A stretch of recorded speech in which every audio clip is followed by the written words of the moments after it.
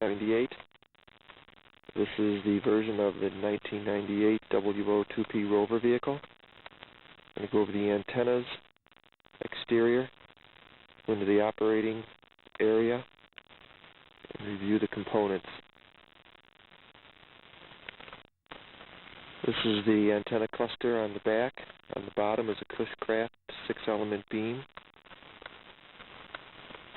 Above that is a 440 Yagi, vertically polarized.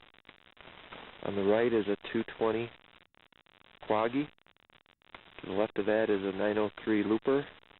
To the left of that, a 1296 looper. And to the left of that is a 2-meter cubical quad, horizontally polarized. All these antennas are rotated by a Radio Shack rotor, supported, mounted by a 2x4 on the top for support, and fastened to the trailer hitch.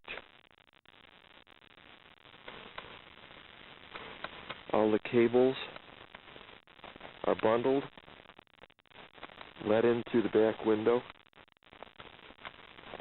It was fairly snowproof. This is the sign that we had on the side to let everyone know what we were doing. We had a lot of questions when we were on the road.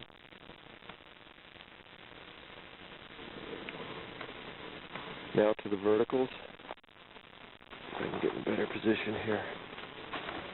Basically, I got a 2-meter vertical there for 5/8 for FM.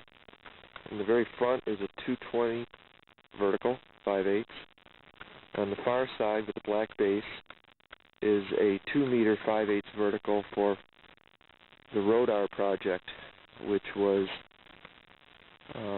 GPS controlled APRS. And there's the through the glass antenna for mobile. We'll take a look at the operating position. Okay, this is the interior operating position.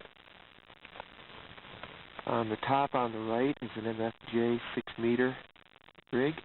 Underneath that is a ICOM 2-meter all mode for 2 meters, 903 and 1296.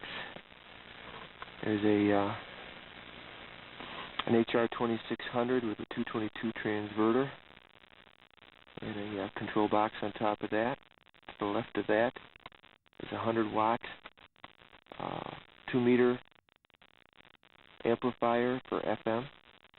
And there's 2 HTs, one for FM 2 meters, one for 440. Right in front of that is a grid PC used for logging. If I get down here,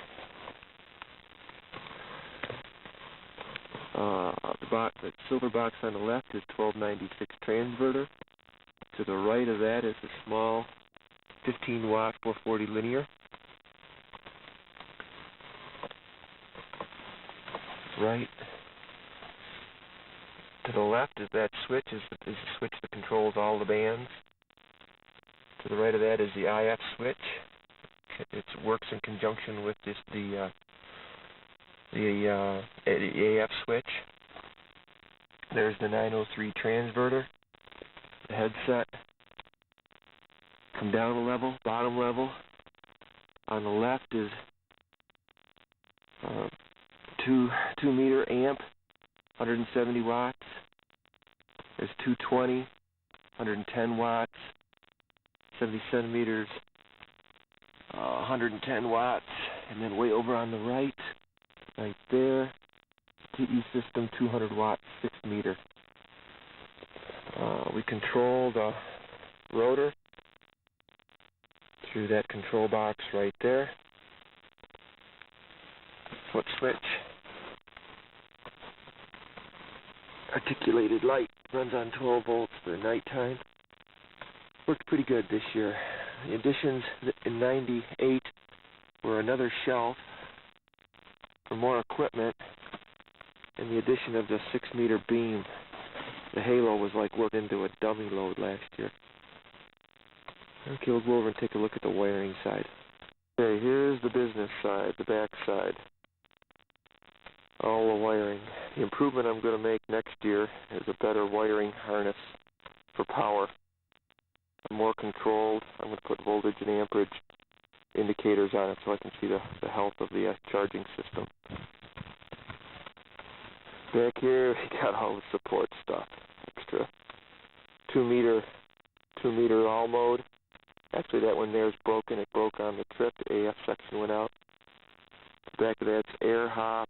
Then we got safety equipment, boots, change of dry clothes. In that box over there is a small 110 volt, 12 volt generator, windshield washer stuff, shovel, and then support equipment for the radio, cables, bird.